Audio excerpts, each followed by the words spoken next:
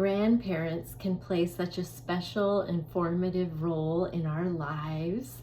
And those of us who've been blessed to have grandparent relationships that have been full of wisdom and love, it's a kind of love that you never experience from anyone quite the same as you do from a grandparent.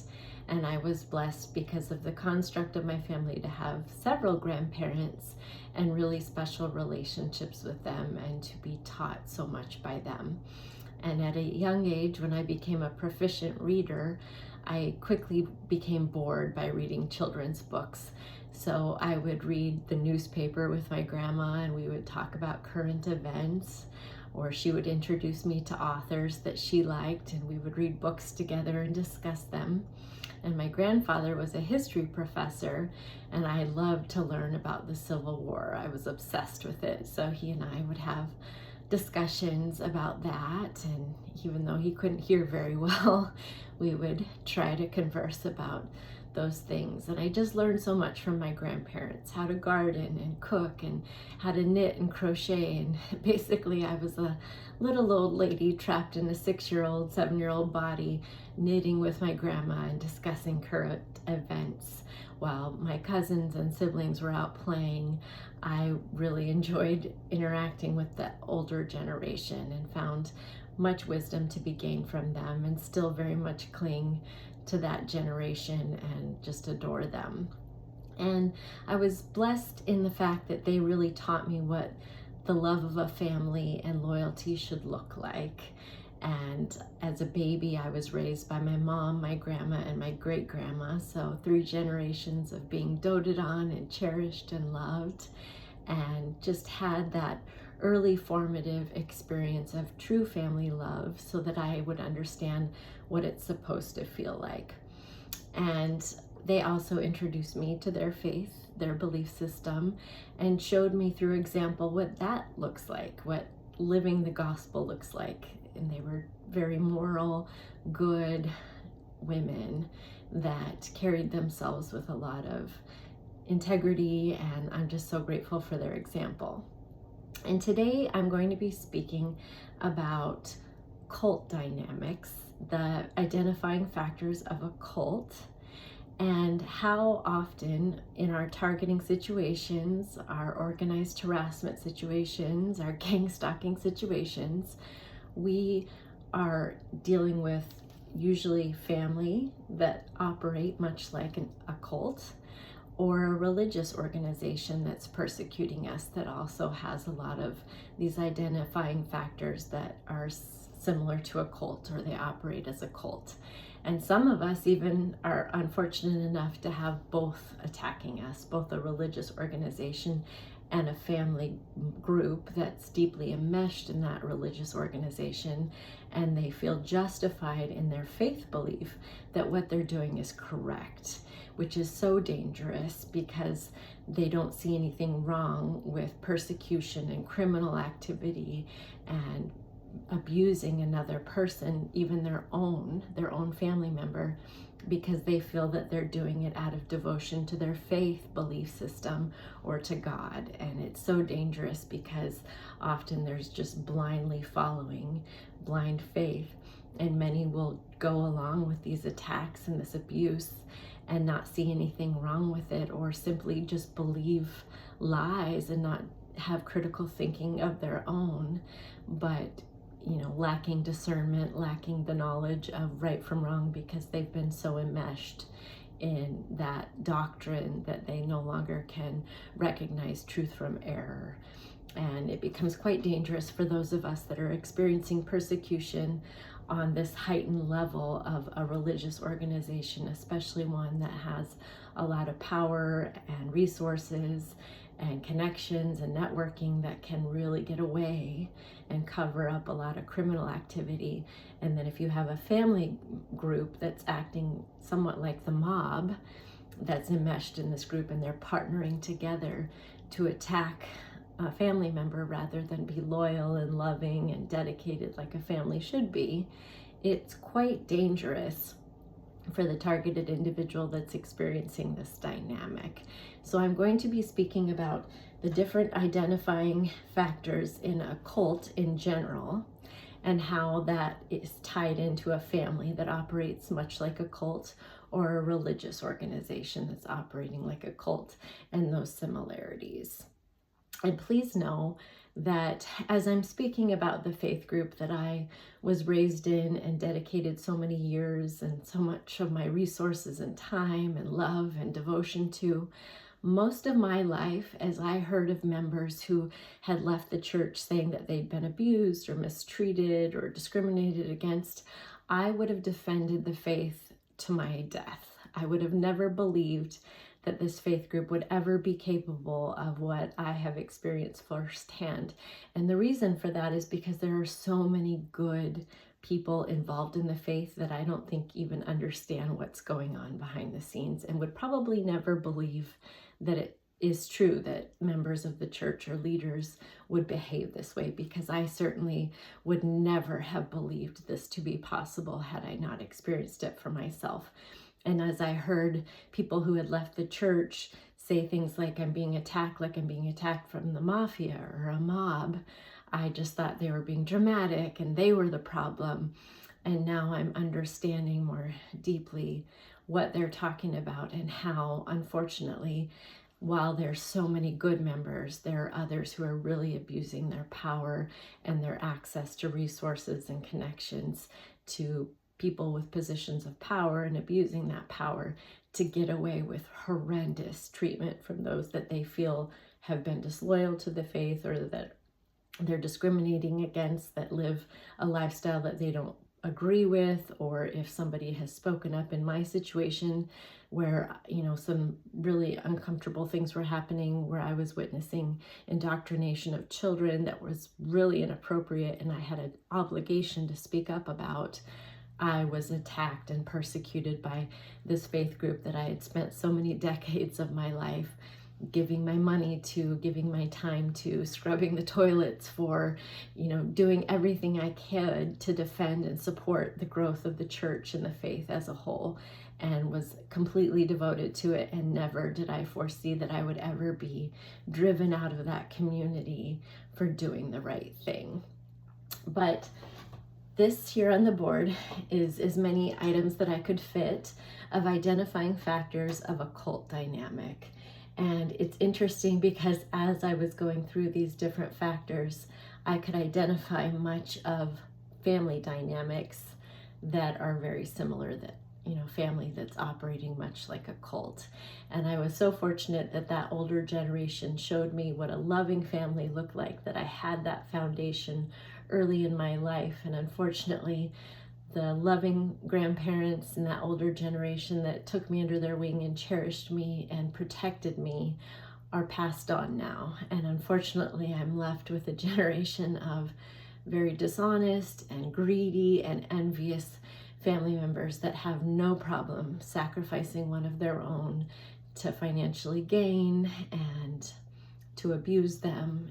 I've experienced no loyalty and no protection from my family, and my family has in fact partnered with a dangerous predator to accomplish the goal of stealing from me, and partnered with my faith group, and they all have collaborated and conspired to achieve setups against me to try and get me falsely imprisoned, slandered my name, tried to get me falsely labeled, just horrifically abused me, numerous crimes, attempts on my life, vandalism of my property, destruction to my financial stability, horrific defamation of character, and they've stolen from me. And unfortunately, that's the reality of my story, that the family that I loved and that should have been loyal to me, the faith group that I loved, that I always thought would never be part of something like this, are the most dangerous characters in my situation,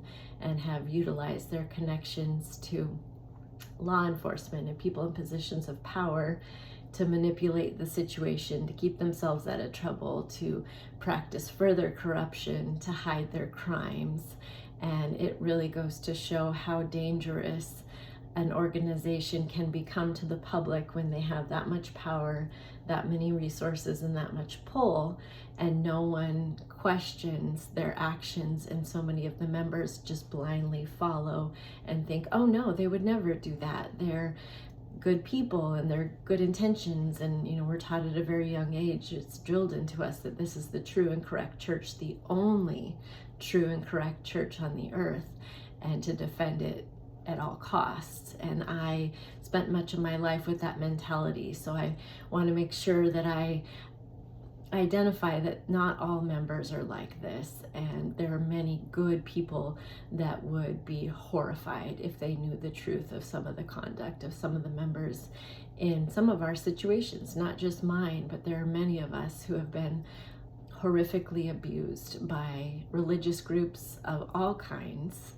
and family groups of all kinds that are enmeshed in that religion, and then they partner together to strengthen themselves in numbers and in their false claims and their false reports and their false testimony and their slander. That larger population participating makes it more believable, and they make more progress, and they're able to hide more activity and have connections in the community to get away with things, and people will just blindly participate and follow because it's coming from a trusted source.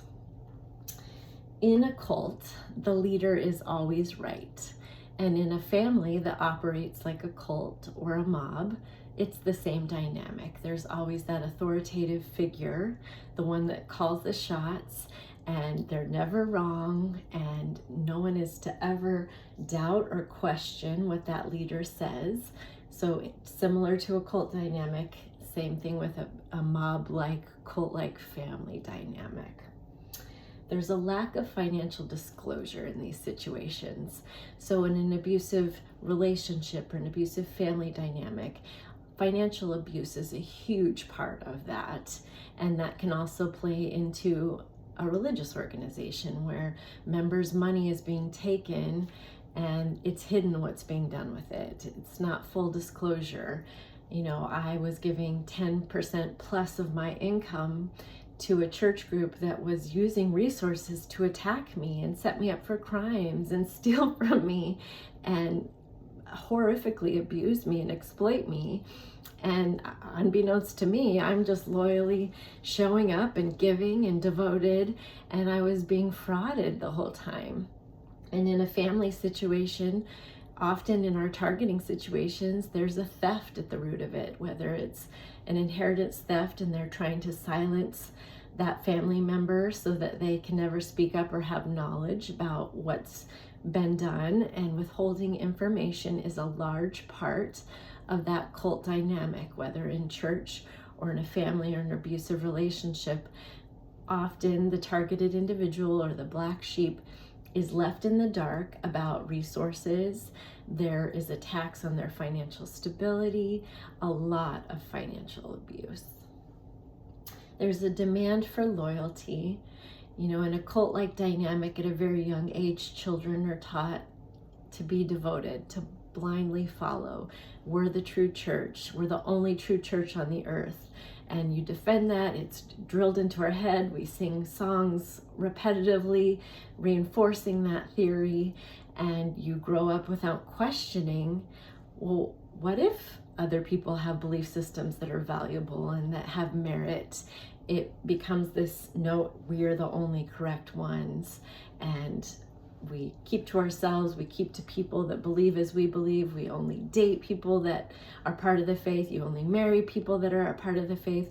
Even if somebody else believes in God and reads the Bible and is moral and full of integrities, they're still wrong if they're not part of that faith group, much like a cult mentality that demanded loyalty. Induce guilt. So guilt and shame are a large part of cult dynamics, as well as in an abusive family dynamic. If you don't follow or are not perfectly aligned with what's being taught and what is expected of the family culture, that religious culture, there's a shaming, there's a guilt. And even if you sin, which everyone does, everyone makes mistakes, everyone sins, everyone slips up, there is a stigma placed upon those members of the family or those members of the church group indefinitely. You know, it follows them, that stigma of, oh, you committed this sin, you're never going to be good enough, which is contrary to the gospel teachings that repentance washes away sins. You know, the atonement washes away sins. But in that cult mentality, that stigma follows. Zero tolerance for any kind of belief system or lifestyle choice that is not black and white to the teachings of the family or to the church group. So zero acceptance of anyone that's different. I know in our faith group, if somebody showed up with different colored hair or visible tattoos or didn't dress the way everyone else was dressing, there was automatically judgment. There was just zero tolerance for anything different than what was expected of the culture. Never good enough. So again, in a cult-like religious setting, no matter how much you serve, no matter how much you offer financially, no matter how much time and effort you put into the faith group, you're always made to feel like it's just never enough, like you should be giving more. And if you try to exert any kind of personal boundaries and say, you know, I can't accept this responsibility because I work that day of the week, you'll be made to feel guilty for choosing to go to work on a work weeknight to be responsible at your place of employment and not sacrifice that for the sake of the church. It's an expectation that you sacrifice everything for the faith group. Job, family, friends, anything should be secondary to your commitment to the organization. And that's much like a family dynamic where the black sheep, no matter how much they accomplish, no matter how much they, you know, are successful and thrive in their lives, they're always perceived as the black sheep, the family failure, that they're never good enough no matter what they do, no matter how they try. They've been boxed in as that black sheep. Coercive control is more of a subtle and covert form of oppression, ongoing oppression and terrorism to instill fear in a victim. And tomorrow I'm going to post a separate video just on the subject of coercive control because it's such a broad topic that warrants in-depth discussion, because coercive control is such a large component of targeting situations, abusive relationships, abusive family dynamics, abusive workplace dynamics. It's a crime in some countries. In the United Kingdom in 2015, coercive control was deemed to be a crime, yet in the United States, it's, you know, specific criminal acts that are involved with coercive control, whether it be monitoring of communications, you know, privacy invasion, things like that, or withholding access to money, things that are on the fence line that an abuser can get away with without them being deemed as a criminal act, but yet terrorize the life of their victim. Isolation is a large portion of cult dynamic as well as family cult dynamic. The more isolated you are from others that believe maybe differently, the less exposure and influence to seeing things in a different light. You're brainwashed to see things in one way and encouraged to only associate with people of the same faith, of the same value system, that have the same practices. Even as children, we're discouraged from having friendships with anyone that's not of the same faith in these cult dynamics. And much in a family dynamic or an abusive relationship, the more isolated they can make us, the easier it becomes to abuse us without question, to get away with different forms of coercive control, financial abuse, things of that nature. And in gang stalking situations, targeting situations, isolation is a huge component of our attacks. And the smear campaign is how that is initially achieved, by totally spreading horrendous gossip and lies about us. And sadly, if you have a family group and a church group spreading the lies, the community will believe. The extended family will believe if the primary family group is speaking these horrible things about one of their own, and the church leaders that are trusted are spreading these lies, many will follow blindly and believe. And it's so damaging and dangerous to a targeted individual in this dynamic. Outsiders are considered wrong or evil. So again, that group thinking that, if you don't believe as we do, something's wrong with you. If you don't practice as we do, something's wrong. And other faiths have very valid beliefs and practices and are full of good people and good intention. And unfortunately, in that cult dynamic, it's our way or it's wrong. And in a family dynamic, you do things the way you're expected in the family, or you're ostracized. Something's wrong with you. And that black and white thinking is really dangerous to a targeted individual, whether they're being targeted by the family or the religious group. Former followers are wrong.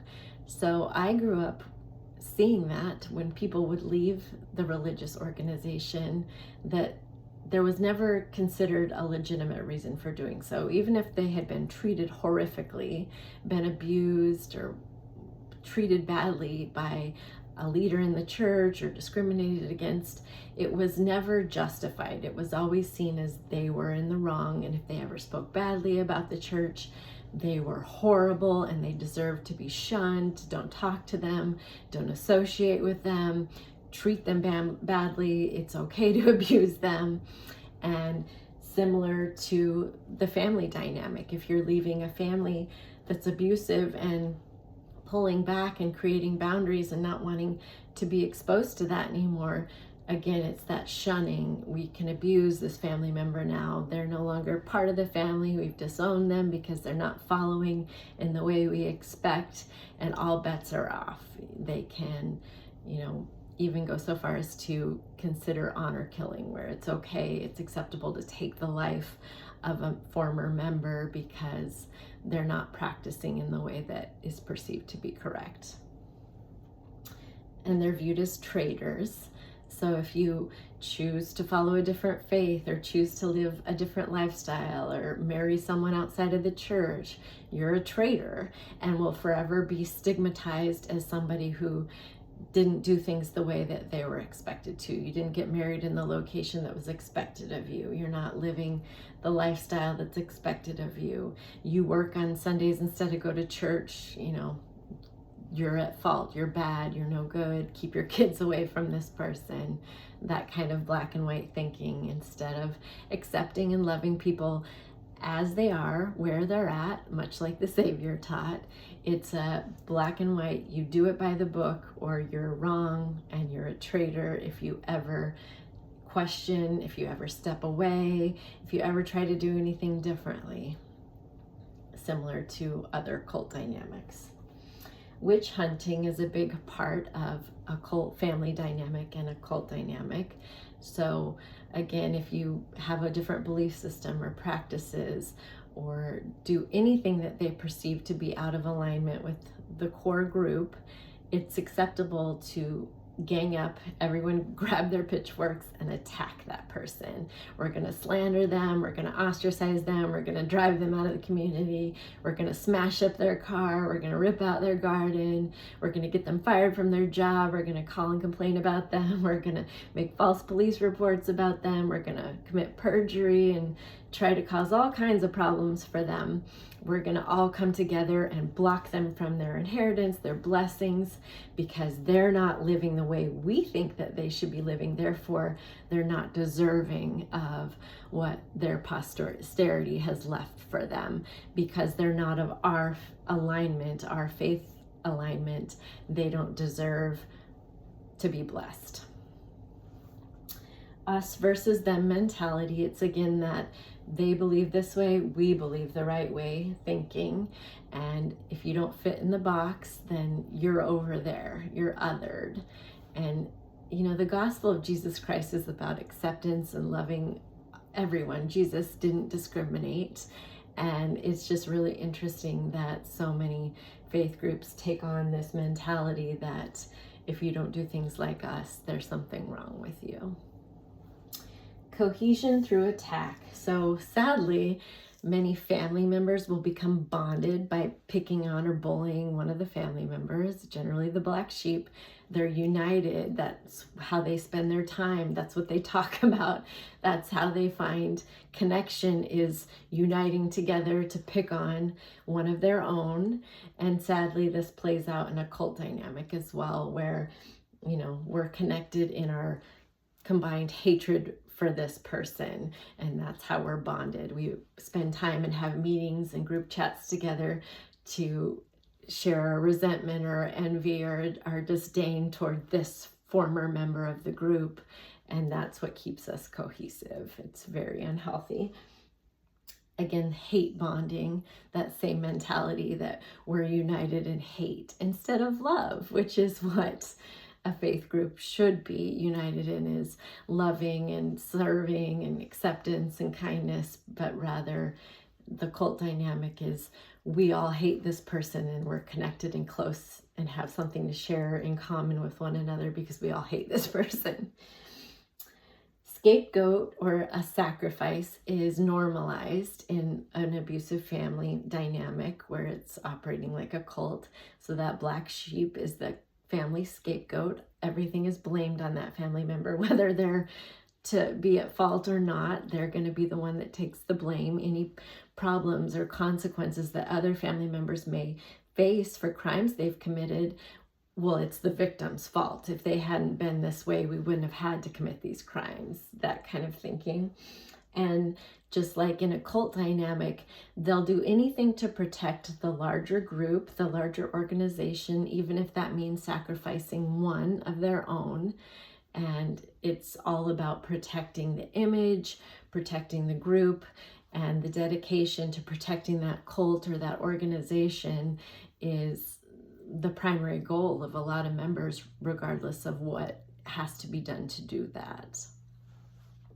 Group secrecy is a large part of these dynamics. So again, in an abusive family, there's a lot of family secrets. We don't question, we don't doubt what's going on, we don't discuss, we withhold information, and we know this family member is being abused or stolen from, but we're committed to our pact of secrecy. No one's to contact the black sheep, no one's to let them know what's going on. We're gonna stay committed to our cult behavior of group secrecy. And same in a religious group.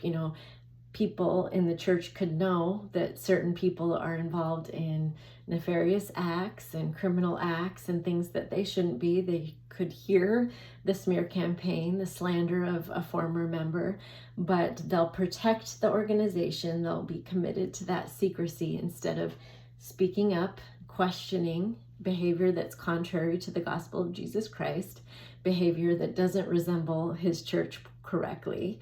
But they'll stay bound to that secrecy, that we protect the organization at all costs, even if it's wrong. And it certainly is a large part of that cult mentality that the leader is always right. And often there's a gender preference, so male preference in a lot of these organizations, that if a man has been abusive or a man has committed a crime, the organization will go to great lengths to protect the men that are perpetrators. But if a female is seen as doing anything wrong or out of alignment with the faith group, they will persecute endlessly. There's definitely an imbalance when it comes to those cult dynamics. And there's covering from the law. So often these cult dynamics have a lot of connection and resources. They'll have members that are positioned in positions of power or law enforcement or the court system, and they'll use that influence to protect themselves from being persecuted from crimes, to cover their involvement, to hide their involvement in criminal activity. And again, that will apply to the control of the media. That is a huge one, where the truth is often hidden and only positive information is allowed to be shared, or even if it's negative, there's a spin that protects the members. There's huge control of the truth being revealed about some of the heinous activity that's really going on behind the scenes. And I share this because I think it's important to really acknowledge, when we come from a family dynamic that functions like a cult, why it's so hard to get out and why it's so dangerous when we leave because of these thinking patterns. And the same thing with a powerful religious organization. When we leave, it's that same justification that the witch hunt, the financial theft and abuse, the slander, the ostracization, all these tactics become acceptable by that group think, that mob mentality, and it can become incredibly dangerous to a targeted individual who's experiencing this cult-like behavior, whether trying to escape a family group, a community group, a church group that operates this way, where they feel completely justified in all these behaviors based on that indoctrined belief system that many of us grew up with as children and had instilled at a very young age, that in doing so it's doing the right thing. And that's what makes it so dangerous, is members of the church will be engaging in horrific activities in their minds, believing, based on their belief system and what they've been taught throughout their lives, that it's actually acceptable and justified to abuse and commit crimes and bully and target another individual based on that belief system.